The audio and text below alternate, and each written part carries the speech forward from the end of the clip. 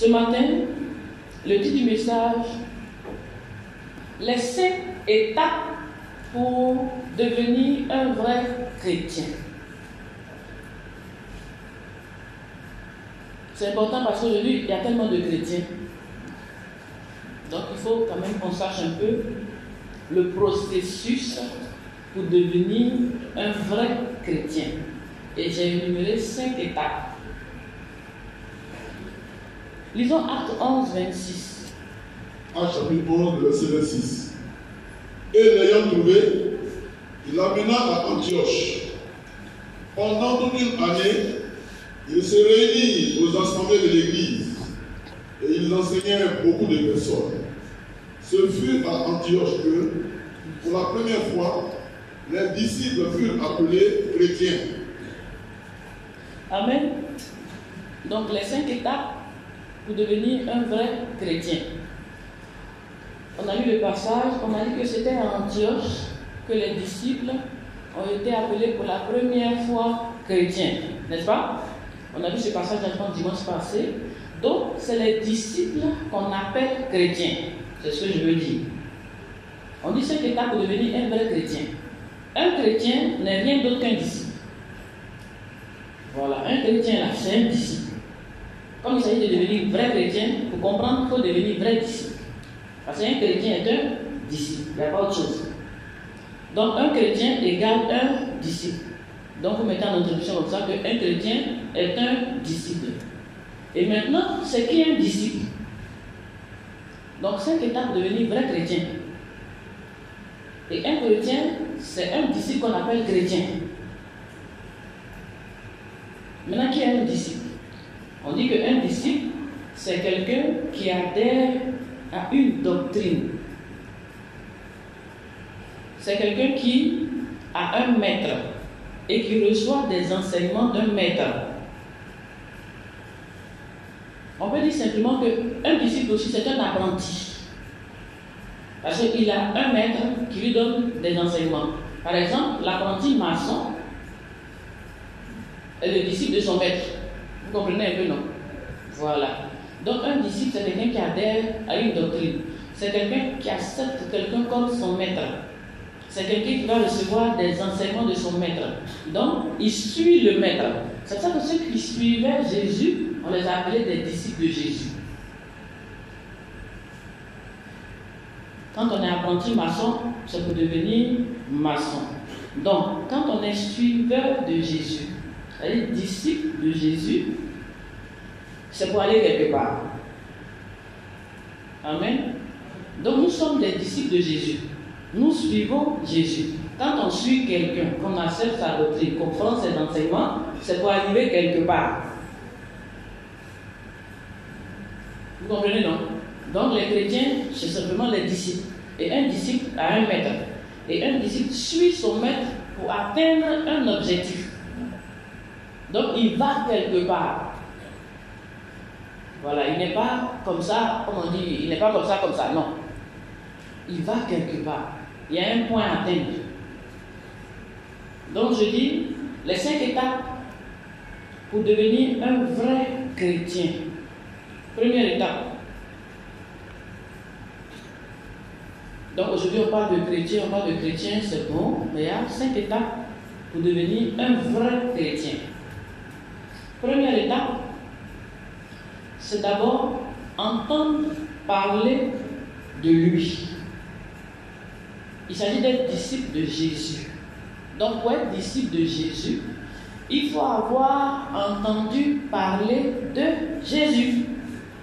Vous comprenez, non? Si tu n'as pas entendu parler de lui, comment est-ce que tu peux décider de le suivre? Ce n'est pas possible.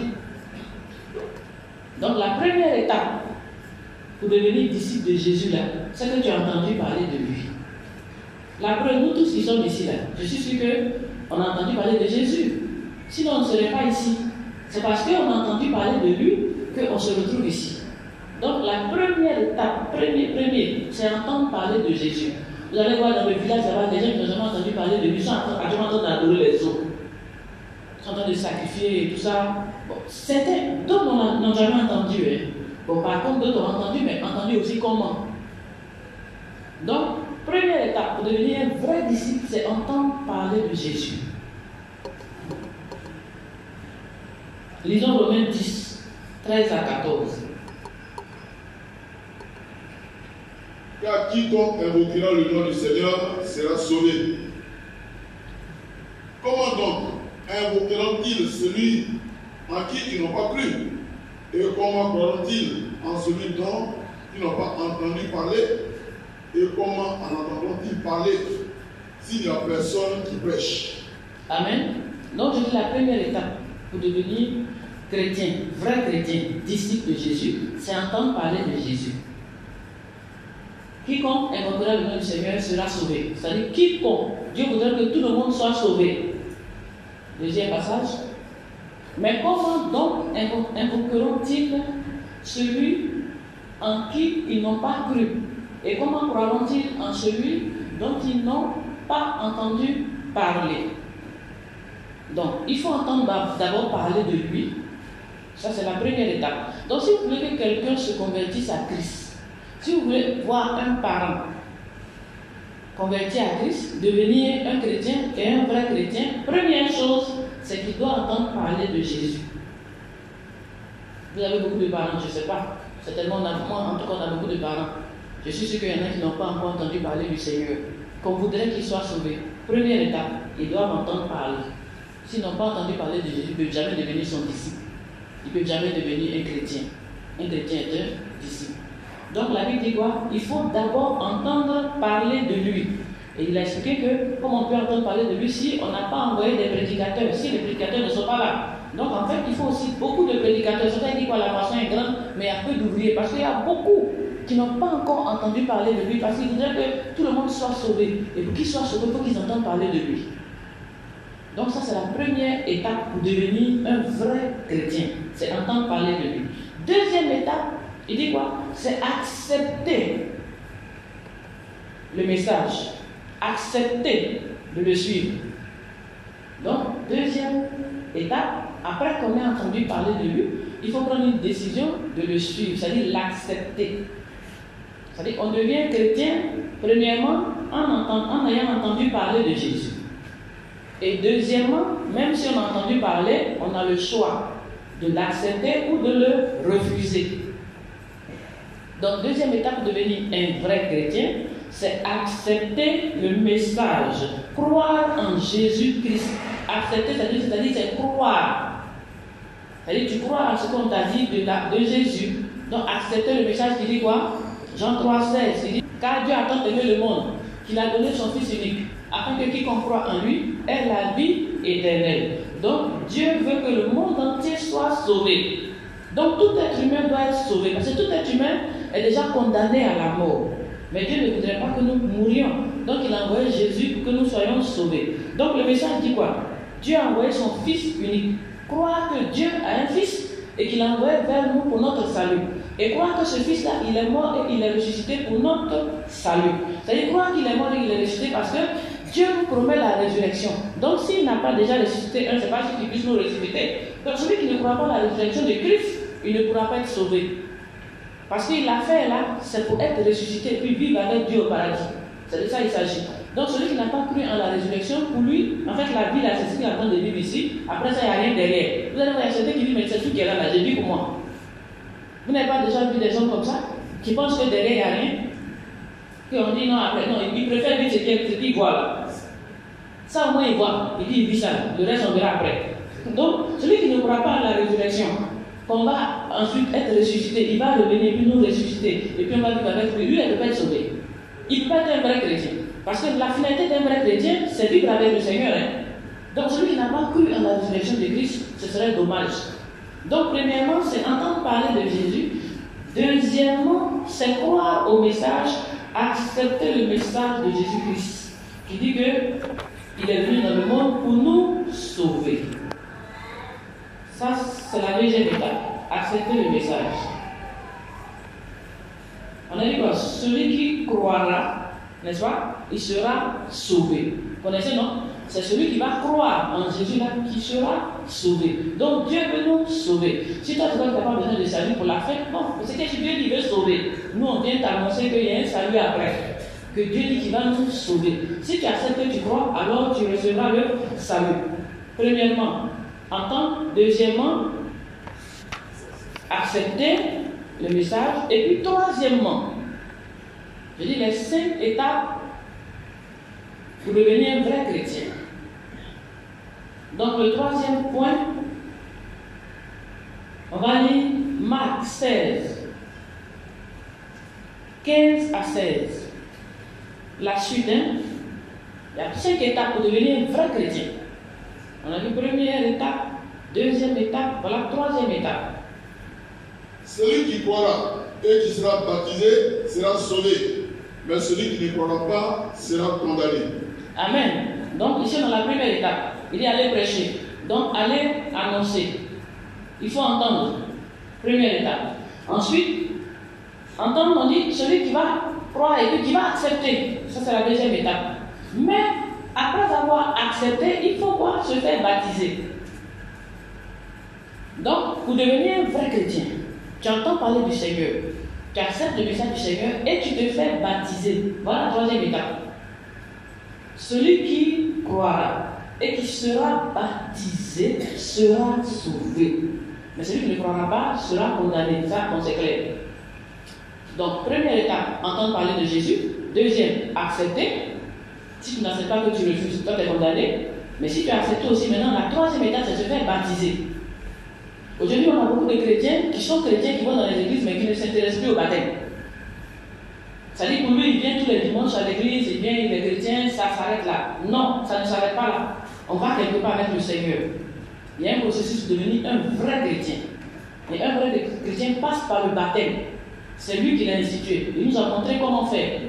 Ce n'était pas parce qu'il avait envie de s'amuser. Il nous a montré le chemin. C'est notre maître. Nous sommes ses disciples. Donc ce qu'il fait, c'est ce qu'on fait. Donc celui qui n'est pas baptisé, il n'est pas encore arrivé quelque part. Ça dit, on peut dire c'est un sympathisant. Hein? C'est un sympathisant, voilà, il aime bien les groupes. Bon, on donne quelques biens ici, ça marche un peu ici. Bon, il vient un peu faire un petit tour, ça marche un peu, il va, il sort, il revient. Bon, lui cherche quelque chose. Ce n'est pas que Jésus qui l'intéresse, c'est bien. Or, si c'est Jésus tu veux là, il y a un processus. Entendre parler de lui, accepter et se faire baptiser. Si tu es ici, que tu n'es pas encore baptisé, sache que tu n'es pas encore chrétien. Je parle d'un vrai chrétien. Il y a un processus. Jésus s'est fait baptiser pour nous montrer que nous devons nous faire baptiser. Et en tant que suiveur de Jésus, en tant que disciple de Jésus, nous devons suivre, c'est-à-dire accepter les enseignements et faire comme il nous demande de faire. Sinon, qui a envie d'aller se plonger dans la lagune où il y a les crocodiles? Alléluia. Donc, le baptême là, c'est pas au choix. C'est obligatoire, c'est ce que je vais vous dire. Si tu n'es pas baptisé là, tu n'es pas chrétien. Donc ça sert à rien de tourner dans les églises, chercher les biens matériels, chercher des solutions à des problèmes, si tu n'es pas prêt à obéir à ce que le maître dit de faire. Nous sommes des disciples, nous avons un maître.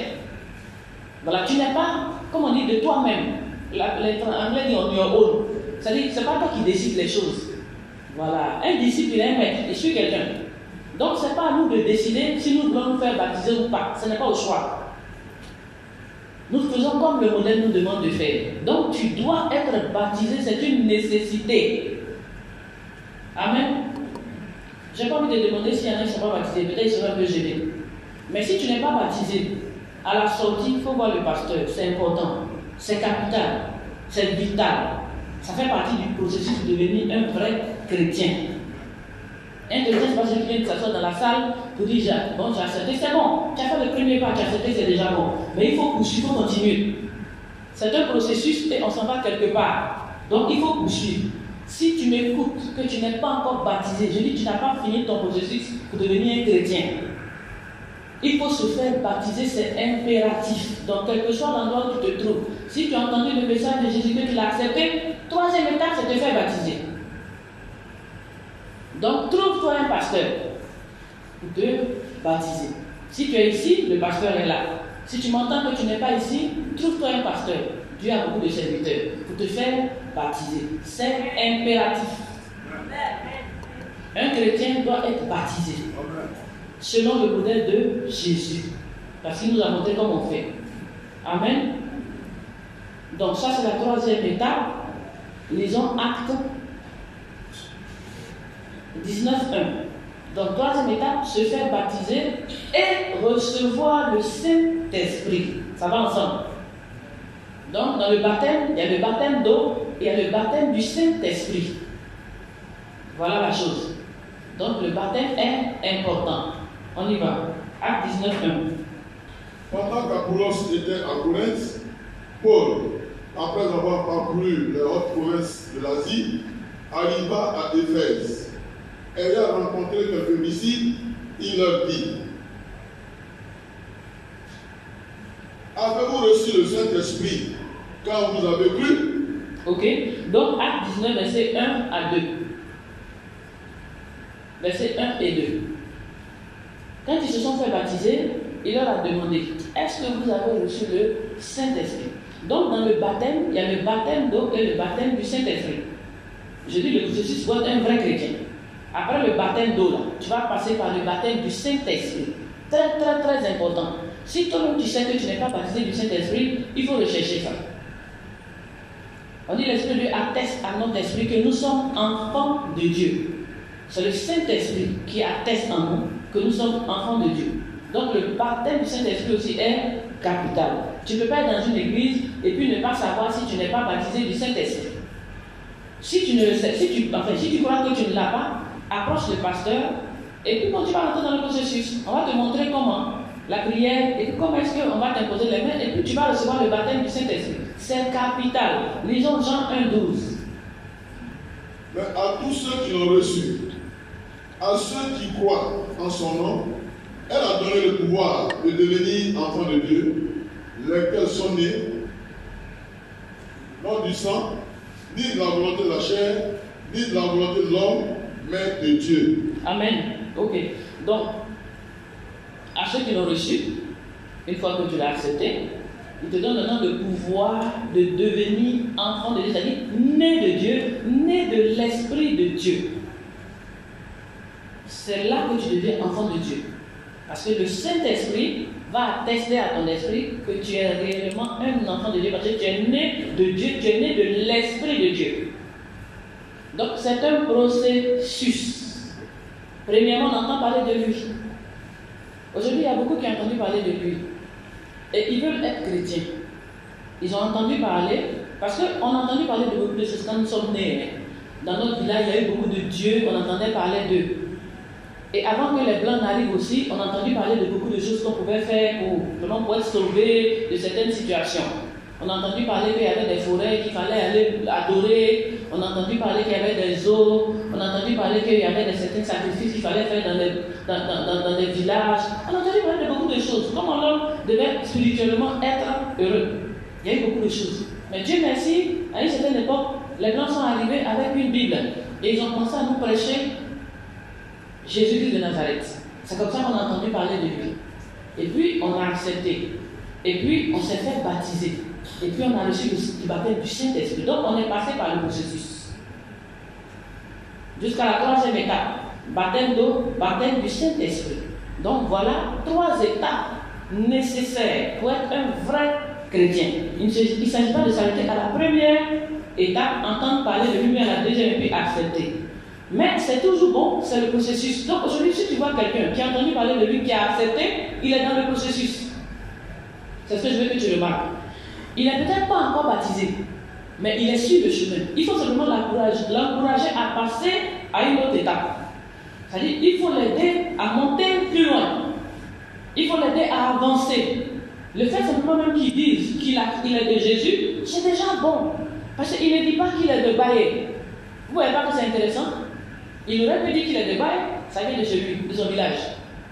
Il aurait pu dire qu'il est de Nyambro, bien que de la Bia, il aurait pu dire autre chose. Mais il a laissé tout ça. Et puis il dit qu'il est de Jésus. Et gloire à Dieu, nous on cherche les gens. Il a dit qu'il est de Jésus, c'est bon. Nous on cherche les gens. N'est-ce pas? Mais malheureusement, il n'est pas encore baptisé. Qu'est-ce qu'on fait? On ne le cherche pas. On va l'aider à aller à l'étape suivante. On va le pousser à progresser. On dit c'est bon, c'est très bien. Viens, tu es un frère, tu es de Jésus, on est content. On a eu dans notre famille. Parce que tu as abandonné certaines choses, tu as abandonné certains dieux pour venir.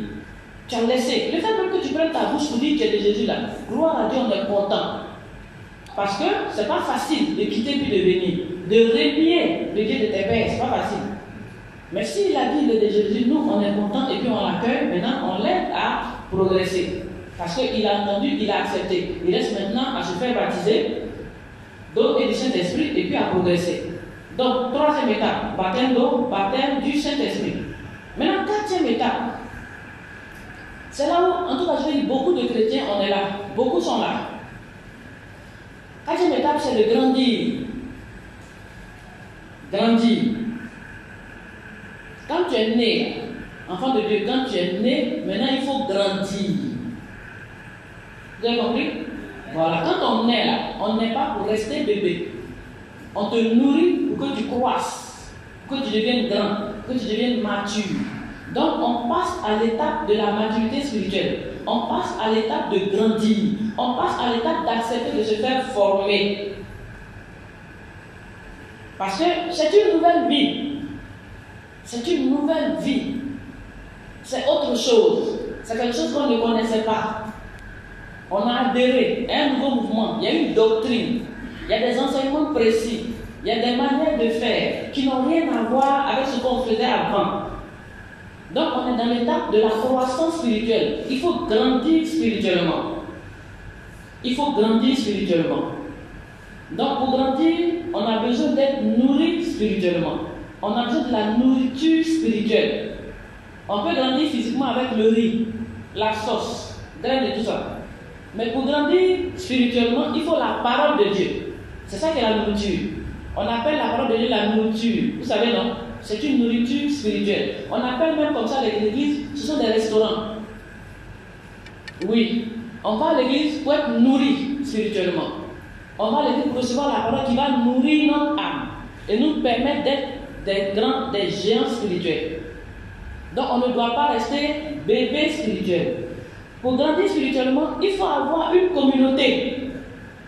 Donc quand tu as entendu parler, que tu as accepté, que tu t'es fait baptiser et que tu as reçu le baptême du Saint-Esprit, tu dois avoir une communauté, c'est-à-dire un groupe, une maison où on te nourrit spirituellement pour que tu passes à une autre étape, pour que tu montes, en croissance, que tu grandisses. Donc un chrétien qui n'a pas d'église est un mauvais chrétien. Un chrétien qui se balade d'église en église est un mauvais chrétien. Parce que tu as besoin d'une base pour ta croissance. C'est parce que tu es allé à l'école, à l'EPP, je ne sais pas quoi, que tu as pu avoir après ton diplôme. Tu n'as pas fait une heure à l'EPP Nyamakuji, et puis une autre heure à Bobo sans manquer, et puis une troisième heure. C'est-à-dire que tu t'es éparpillé dans toutes les classes de la vie. C'est pas comme ça que ça se passe. Quand tu es inscrit, si c'est EPP Nyamako, il y en a tellement de noms. Voilà. Et où EPP, je ne sais pas, il y a des EPP partout. Mais où tu es inscrit le début de l'année jusqu'à la fin de l'année, tu vas à l'école là-bas. Et à la fin, on te sanctionne avec un diplôme qui fait passer maintenant en classe supérieure. Donc un chrétien doit avoir sa classe, son groupe, une maison, où il est identifié comme un membre de la classe, où il est nourri et puis il grandit. Mais tu prends un cours ici, quand on donne la suite du cours, tu es parti, tu es dans une autre classe et tu recommences à zéro. Donc ta vie est pêle-mêle, en haut, en bas, descend de tout, tu ne comprends rien. Parce que tu n'es pas formé, tu es éparpillé. Les enseignements que tu entends là, l'autre va te dire non, il faut faire ça. Ici on paye 10 000. Il va dire ne paye plus jamais, il faut les éveiller. Tu ne sais pas dans quelle classe tu es, dans quelle école tu es. Tu te balades dans toute la vie. Et ta vie ressemble justement aux enseignements que tu entends. Le comportement que tu as là, c'est le comportement de ta vie spirituelle. C'est ça. Sinon, il n'y a rien, Dieu n'est pas méchant. Mais tu n'as pas de base. Quand, ça dit, si tu es parti que le pasteur peut-être a dit quelque chose qui t'a fâché, tu quittes, tu t'en vas ailleurs. Mais c'est ta vie qui est en jeu. Parce que toi, on ne doit pas te dire la vérité. On doit te blaguer tous les jours. On doit te mentir. Tu aimes ça, tu aimes les mensonges. Tu aimes les flatteries. Mais avec la parole de Dieu, on doit te corriger dans la vérité. Et quand on veut te corriger, tu quittes l'église. Ce n'est pas une bonne église, tu vas ailleurs. Là aussi, si tu as fait une erreur, tu as parlé. Donc, pour cela, je ne sais pas combien d'églises qu'on a bien ici. Tu as visité toutes les églises, mais tu n'as jamais été un membre d'une église pour dire je m'assois, corrigez-moi, aidez-moi à grandir. Si on te corrige, c'est pour toi-même. Sinon, nous, on fait quoi ça? On te donne les enseignements pour que tu grandisses spirituellement, pour que Dieu t'aide. C'est dans la croissance spirituelle que Dieu va te donner tes bénédictions. C'est dans la maturité spirituelle. Dieu ne donne pas l'héritage à des enfants. Il faut mûrir, il faut grandir. Il faut croire dans la perfection. Donc la prochaine étape, après s'être fait baptiser, c'est de s'asseoir dans une communauté. Avoir un pasteur, un berger qui va te nourrir, qui va t'enseigner. Donc tu vas passer de la nourriture au lait et puis maintenant la nourriture solide comme Paul même le dit. Parce que quand tu es un nouveau bébé, tu as la nourriture du lait. On te donne les petits rudiments de la parole, on t'explique les petites choses. Au fur et à mesure que tu grandis, on te donne les paroles solides pour que tu deviennes un chrétien mature. Donc en tant que chrétien, tu vas passer de bébé à chrétien mature. Voilà ce que le Seigneur veut. Nous devons être des chrétiens matures, pas tous les jours des chrétiens bébés spirituels. Beaucoup sont à cette étape-là, étape de grandir, ils sont calés là. Ils ne grandissent pas dans l'église, puisque de temps en temps ils ne viennent pas. Donc quand les enseignements arrivent, ils sont ailleurs à gauche, à droite, donc ils ratent des enseignements, donc ils sont un peu comme des tonneaux vides. Mais quand ils viennent, comme ils ont fait 5 ans dans l'église, ils pensent qu'ils sont matures, ils pensent qu'ils sont grands, et c'est eux qui créent des troubles dans les églises. Parce qu'ils sont bébés spirituels. Ils ne grandissent pas spirituellement. Mais ils critiquent beaucoup. C'est-à-dire qu'ils jugent beaucoup. Ils insultent beaucoup. Parce qu'ils ne sentent pas que ces choses ne fait pas dans la maison de Dieu. Ils ne sont pas encore enseignés sur ce côté-là. Donc les critiques, les injures, les calomnies, les moqueries, c'est dedans. C'est avec eux. Ce sont des chrétiens. Hein? Ils ont franchi certaines étapes. Ils sont arrivés à cette étape. Ils sont allés là. 5 ans, 10 ans, chrétiens rabougris. Il y en a même qui ont fait 20 ans, hein, ils sont assis là, tournent un peu de temps en temps, ils vont, ils viennent, ils sont chrétiens, c'est-à-dire ils ont grossi, pour eux là, c'est eux les vrais. Mais le comportement n'a pas évolué. Oui, l'être spirituel n'a pas grandi. Ton être spirituel doit grandir. C'est une étape importante de la chrétienté. Donc ta communauté est ton école de formation. C'est une école. L'église est une école de formation. Tu dois avoir une école où on te forme et tu dois accepter les enseignements. Comme une école où on est venu pour te transformer. C'est dans ton intérêt, c'est pour t'aider. Tu dois accepter les enseignements et t'y soumettre. Si tu ne comprends pas, tu dois faire des recherches. On est là pour apprendre. On est venu pour apprendre. Donc on ne doit pas s'arrêter là. Lisons Hébreux 5, 12. Vous, en effet, qui depuis longtemps devez être des maîtres, vous avez encore besoin qu'on vous enseigne les premiers rudiments des oracles de Dieu. Vous en êtes venus à avoir besoin de lait et non d'une nourriture solide. Amen. Donc voilà, il s'étonnait. Ça dit, il y a des gens qui sont dans l'église depuis longtemps. Ceux à qui même on devait maintenant passer à un autre niveau d'enseignement, c'est les mêmes là, on doit enseigner encore les rudiments de la parole. Ça dit, ils n'évoluent pas. Chrétien qui n'évolue pas. Chrétien, c'est redoublant de classe. Il a triplé, quadruplé la classe. Il n'avance pas. Il est assis dans l'église et puis il est derrière. Il se prend pour un grand chrétien. Tu es un bébé spirituel. Ton attitude nous montre que tu es un bébé spirituel. Parce que tu critiques beaucoup. Tu continues de mentir beaucoup. Qu'est-ce que tu fais encore? En tout cas, tout est beaucoup un peu chez toi. Hein? Alors que tout devait diminuer et puis passer à une autre étape. N'est-ce pas? Mais tu as triplé dans la classe. 5 ans, 10 ans, c'est le même critiqueur, le même palabreux, le même insulteur, le même, ça ne change pas. Mais toi, tu es chrétien, pourquoi? On est venu pourquoi? On est pour changer. Notre objectif, c'est la transformation. Sinon, Jésus t'a appelé pourquoi? Si tu dois rester comme tu es, tu n'as pas besoin de venir ici. Reste dans le monde. Mais il nous a appelés pour nous changer. Voilà. Donc, on doit grandir. Donc, on doit être à l'école du changement, à l'école de la transformation. Donc, il ne faut pas être un redoublant. C'est parce qu'on ne fait pas de test ici. Il y a beaucoup qui ont redoublé. Beaucoup de redoublants dans la classe. Lui, il vient, il va. Il ne cherche pas à savoir s'il grandit. Quand tu viens à l'église, tu vas à l'église. Est-ce que tu grandis? Il faut voir. Il faut voir si tu évolues. Par rapport à l'année dernière, j'étais comme ça. Il faut t'évaluer un peu. Nous, on ne peut pas t'évaluer. De toute façon, tu seras évalué sur le terrain par le diable. Et il va te montrer si tu es connu, il va voir. Donc il faut t'évaluer et puis il faut changer de classe. Il faut dire non, le chrétien que j'étais l'année dernière, ça ne peut pas continuer à être la même chose. Je dois passer à un autre niveau, je dois grandir. Sinon, il y en a qui ont fait 20 ans, ils sont les mêmes, ils sont là. Ils vont, ils viennent. ils sont à l'école, mais ils sont des bébés spirituels. Depuis ils ont été nouveau-nés. Tout ce qu'ils connaissent, c'est venir critiquer les pasteurs. Celui-là prêche bien, celui-là prêche pas bien, celui-là fait ceci. Mais tu n'es pas encore pasteur. C'est incroyable quoi. Ce que tu ne connais pas là, c'est ce que tu veux juger. Au lieu de te focaliser sur l'enseignement qu'on te donne pour grandir, mais il faut devenir d'abord pasteur avant de juger les pasteurs. Là où tu es dedans, n'est-ce pas? Tu es dedans, tu les comprends. Mais tu es dehors, et puis c'est toi qui veux juger les gens qui sont arrivés quelque part. Ça, c'est le comportement des bébés spirituels. Je ne dis pas qu'il faut grandir, c'est tout ce qu'on te demande. Il faut évoluer, il faut grandir en connaissance et en maturité.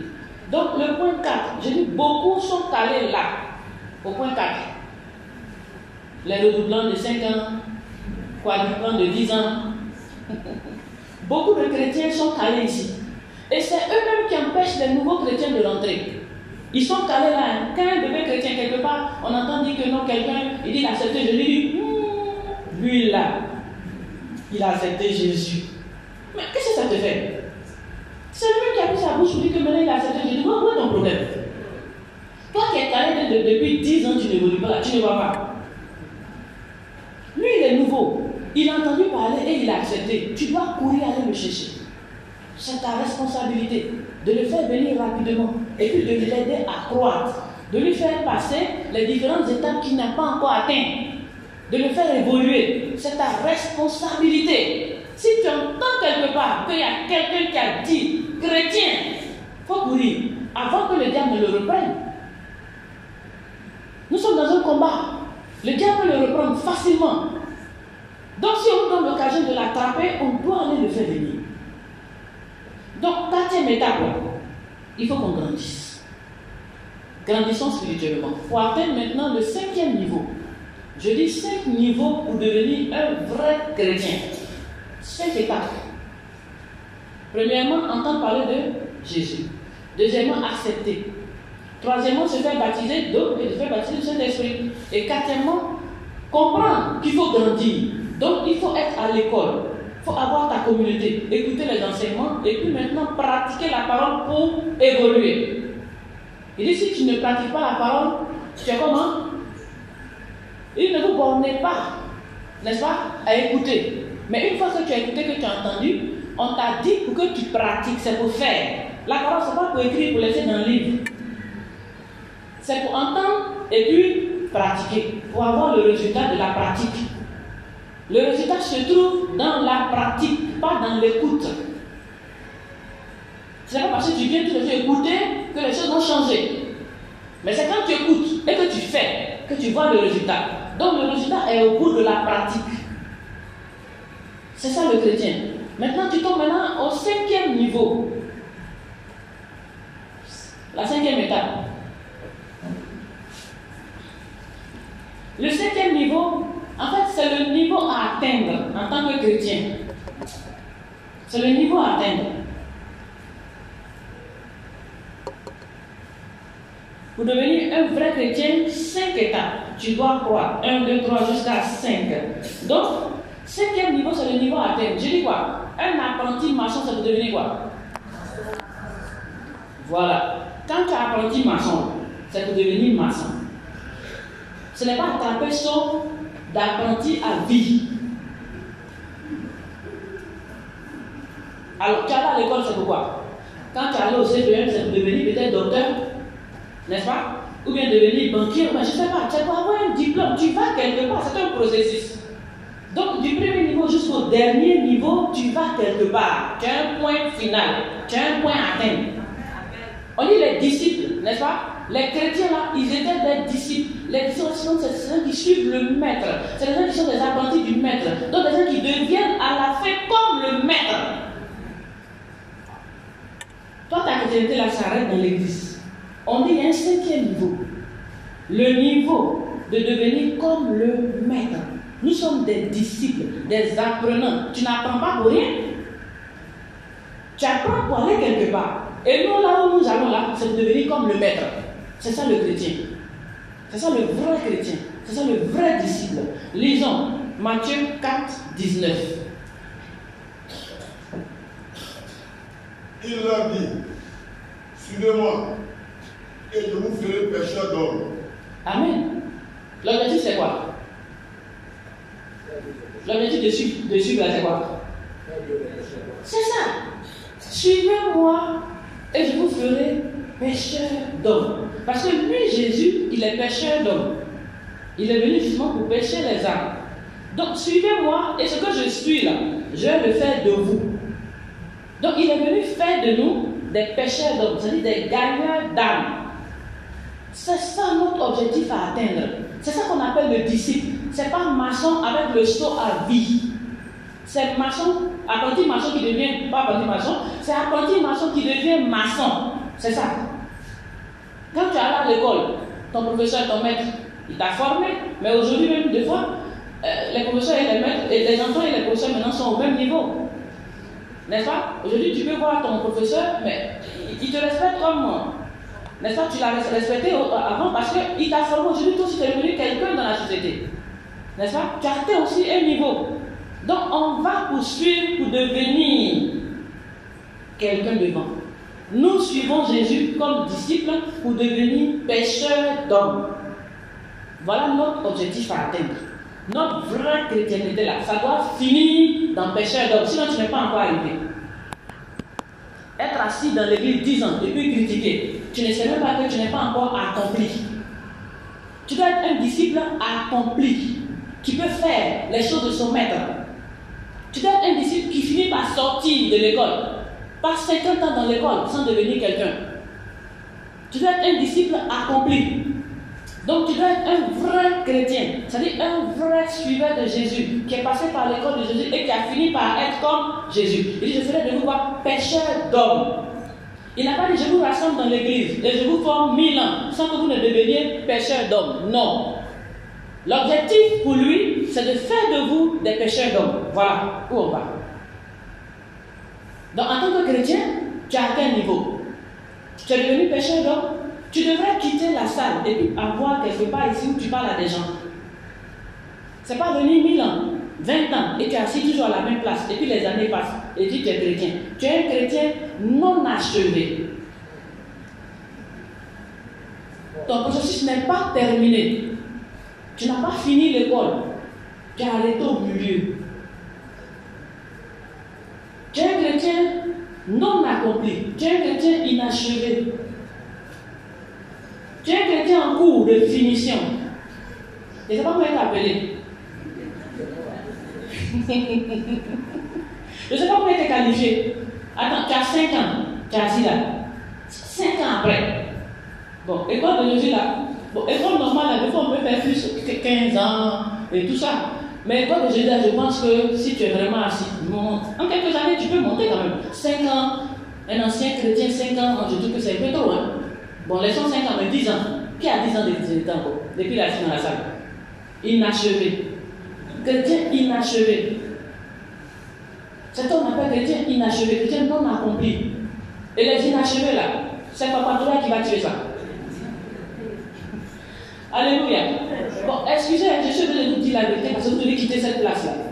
Vous devez grandir. Vous devez arriver au point où le maître vous attend. C'est-à-dire quoi? Pécheur d'hommes. C'est là-bas où vous attend. Pour venir être disciple là, c'est pour devenir pécheur d'hommes. C'est pas pour se vanter, je suis chrétien, je vais vivre 20 ans de chrétienté, c'est zéro. C'est pas mal, mais tu n'es pas encore arrivé. Il ne faut pas t'arrêter en cours de route. C'est comme si tu allais à l'université et puis après la deuxième année, on t'a renvoyé. C'est-à-dire que tu es renvoyé, tu es assis dans l'église. Il faut progresser. Il faut finir ta formation. Il faut être un vrai chrétien. On dit c'est les disciples là, c'est eux qu'on appelle chrétiens. Donc il faut être un vrai chrétien, un chrétien accompli, qui fait ce que son maître fait. Il ne faut pas être un chrétien inachevé. Aujourd'hui, sache que tu t'en vas. C'est-à-dire, quand tu viens être chrétien, c'est un processus. À la fin, tu dois être un gagneur d'âme. De la même manière que quelqu'un t'a parlé, et puis tu as entendu parler de lui là. C'est de cette même manière que quelqu'un aussi t'attend que tu parles pour qu'il entende parler de lui et qu'il se convertisse. Vous savez, chacun a son rayon d'influence. N'est-ce pas? Chacun de nous a un rayon d'influence. Il y en a qui t'écoutent et puis ils entendent et puis ils comprennent. Mais quand quelqu'un d'autre parle, ils n'entendent pas, ils ne comprennent pas. Mais toi, quand tu parles, c'est ça, ils comprennent. Vous comprenez? Donc, ces gens-là ont besoin de toi pour être sauvés. Donc, quand tu n'as pas été sauvé pour bloquer le processus, Tu as été sauvé pour sauver. Tu as été gagné pour gagner. Vous comprenez? Donc tu dois arrêter de bloquer la chaîne. On est venu pour se dupliquer. Vous voyez? On est venu pour se dupliquer. C'est-à-dire que tu es sauvé, on te forme jusqu'à maturité, et puis toi aussi tu commences maintenant aussi à procréer. Tu te multiplies aussi dans certaines personnes. Tu prends ton cercle d'influence et tu commences aussi à les gagner, à transmettre aussi Christ. Christ veut gagner le monde entier, mais il va le faire avec qui? Regardez comme on est beaucoup ici. Et on est venu sans même un. C'est-à-dire on est là 5 ans, on va à l'église nous seuls. 10 ans, on va nous seuls. Et on dit chrétien. Chrétien inachevé. C'est pas normal. Christ voudrait que tu sois un chrétien achevé. Si les Paul et les Pierre n'avaient pas évangélisé, toi tu n'allais pas entendre la parole. Aujourd'hui, tu n'allais pas sauter Christ de la joie, être content. Si eux ils étaient assis, c'est qu'ils avaient entendu là, nous on n'allait pas être sauvés. Donc l'objectif c'est que tous entendent et que tous commencent à parler pour gagner des âmes. Il faut évoluer en tant que chrétien. Il faut arriver à la fin des cours. Il faut avoir ton diplôme de gagneur d'âme. Il faut progresser. Un chrétien doit être un chrétien achevé. Tu dois être un chrétien, un disciple accompli. Utilisable par le maître. Tu dois être un instrument que le maître peut utiliser. Tu es quelqu'un sur qui Dieu peut compter. Mais tu es dans les quartiers. Tous les matins tu sors, tu vas. S'ils sont sauvés, ce n'est pas ton problème. Quand toi tu sors, tu es dans l'église. 10 ans, 50 ans. Chrétien mendiant des biens de l'Éternel. Il vient, c'est pour les demandes. Tous les jours, demander. Mais jamais chercher à progresser devant Dieu. Est-ce que tu t'intéresses à ce que Dieu voudrait que tu sois? C'est-à-dire que tu te demandes ce que Dieu veut faire de toi. Il est mort pour toi, certes, mais il veut t'envoyer quelque part. Il veut permettre que tu puisses aussi être un instrument pour gagner les autres. Tu envoies ta famille à gagner. On n'a pas dit d'aller faire campagne d'évangélisation tout de suite parce qu'on m'a dit que je n'ai pas d'argent. Mais quand tu voyages, c'est-à-dire dans ta maison là, il y a des gens. Même des gens qui mangent ta nourriture. Voilà les gens sur lesquels tu as déjà une influence. Donc déjà ces gens-là, tu peux commencer à parler de Christ. Et puis leur permettre de rentrer dans le processus. Pour qu'alors tu deviennes des gagnants d'âme. Plus on va se dupliquer, plus le Seigneur viendra vite. Parce que le monde entier sera gagné à Christ. Donc, chrétien, je dis nous avons 5 étapes. Première étape, entendre parler de lui. Nous avons entendu parler de lui. Je dis qu'on ne le connaissait pas avant. Moi, avant, je ne le connaissais pas. Je suivais ma grand-mère dans les bois sacrés. Je ne sais pas si on appelle ça bois sacré, c'était sûr. Où elle tuait, il y avait les statues à Baba, on appelle à Baba. Et puis on fait la nourriture, igname, on met une louche dessus. Elle va quelque part. Ce que je me rappelle, on allait quelque part dans une forêt. À Boisseau là-bas, on allait dans la forêt. Et puis elle partageait, elle faisait œuf avec igname. Hein? Voilà. La nourriture, voilà, c'est ça le foufou. C'est le foufou, voilà. On va dans la forêt, on fait le foufou, igname bien rouge. Nous, on est là, on mange aussi, c'est tout. Mais en même temps, on attend de nous initier à la pratique. Quand tu grandis, c'est ce que tu vas faire, on t'a montré. Sinon, on a appris avec eux. Donc, on allait comme ça dans les différents lieux, et puis j'ai appris toutes ces choses. Mais un jour est venu, paf, les blancs sont venus, ils ont parlé de Jésus, et puis on est rentré, on a suivi aussi.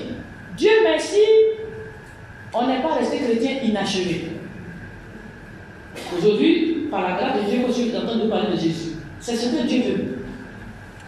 Voilà, chacun de nous là doit se lever et parler de Jésus. Ça ne veut pas dire que tu as honte, toi tu vas t'arrêter, si c'est pas grave. Dans ta maison là, tu n'as pas honte des gens à qui tu donnes le riz.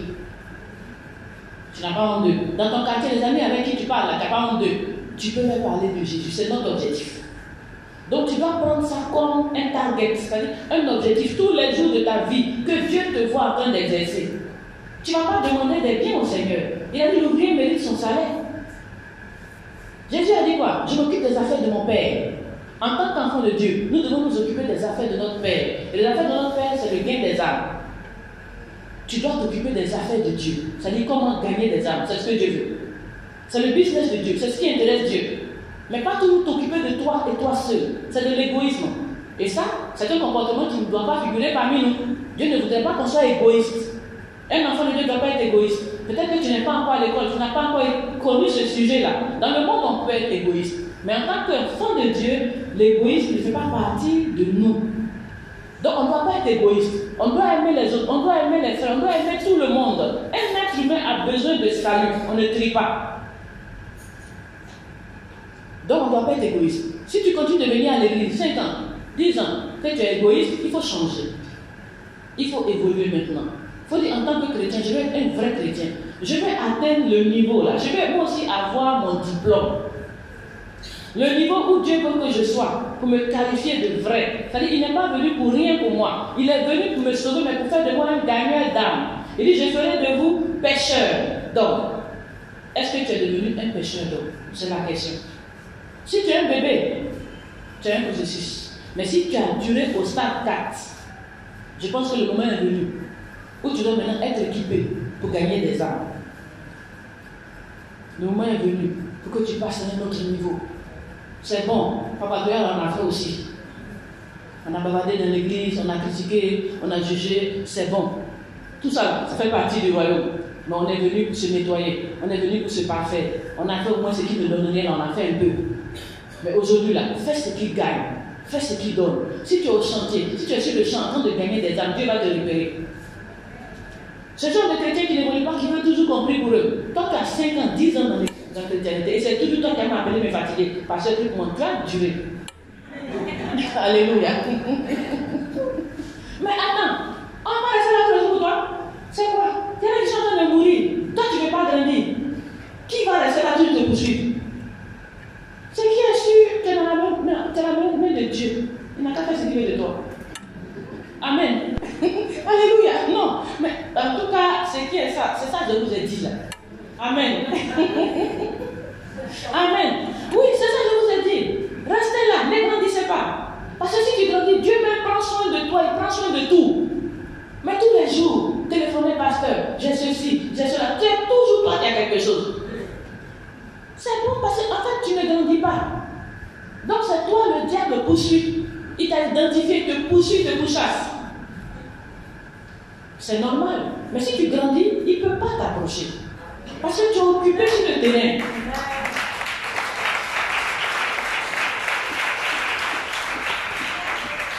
Les chrétiens qui ont tous les jours beaucoup de problèmes là. Revoyez-vous. Amen. Oui. Revoyez-vous. Voilà. C'est ça la vérité. Revoyez-vous. Vous êtes certainement peut-être encore, votre niveau est trop bas. Il faut monter. N'est-ce pas? Il faut monter plus. Il faut avoir ton diplôme pour commencer à œuvrer. Voilà. Il faut œuvrer. C'est ça le boulot, c'est le ministère. Il faut œuvrer, il faut rentrer dans une autre dimension. Amen. Donc, même si tu es batteur, même si tu es chanteur, même si tu es roi, tu dois grandir spirituellement. Voilà. Il s'agit de tout le monde. Tu dois grandir. Tu dois grandir spirituellement. Tu dois arriver au point où tu te dupliques. N'est-ce pas? Quand quelqu'un est bébé qui grandit, après il se marie et puis il fait un enfant. N'est-ce pas? Il fait un enfant qu'il a laissé sur la tête, c'est-à-dire il s'est reproduit. Et tout le monde va se reproduire. Donc spirituellement aussi, tu dois te reproduire. Pour être un chrétien qui est arrivé, tu dois pouvoir te reproduire. Identifie quelques personnes dans ton quartier puis commence à te reproduire un peu. Alléluia. Aujourd'hui, je suis venu te dire 5 étapes pour devenir un vrai chrétien. Tu vois les différentes étapes et tu dois pouvoir te situer. C'est-à-dire que tu dois pouvoir aujourd'hui voir ton niveau. Je sais que étape numéro 1, tout le monde a entendu parler de Jésus.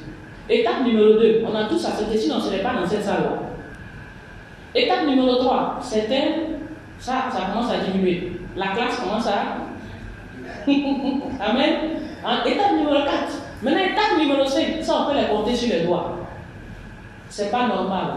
Après un certain nombre d'années, tu dois grandir, tu dois évoluer et tu dois devenir un instrument entre les mains du maître. Amen. Que Dieu te bénisse.